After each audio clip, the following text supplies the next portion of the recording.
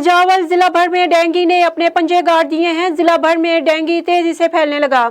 अब तक जिला भर में 10 से ज्यादा केसेस रिपोर्ट हुए हैं, जबकि 3 अमवात हो चुकी हैं। मोहम्मद मूसा लगारी के एक ही घर में 3 केसेस रिपोर्ट हुए हैं। जिला इंतजामिया ने तहाल कोई इकदाम नहीं उठाया, जबकि मलेरिया के इमराज में भी इजाफा होने लगा है। सजावल में 4000 से ज्यादा मलेरिया के केसेस रिपोर्ट हुए हैं।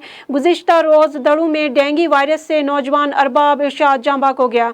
मुतवफ़ी नौजवान गुज़िश्ता एक हफ्ते से बुखार में मुब्तला था। याद रहे, हालिया बारिशों के बाद जिला भर में मच्छर मार स्प्रे न होने की वजह से मलेरिया और डेंगू के अमराज में इजाफा हो रहा है।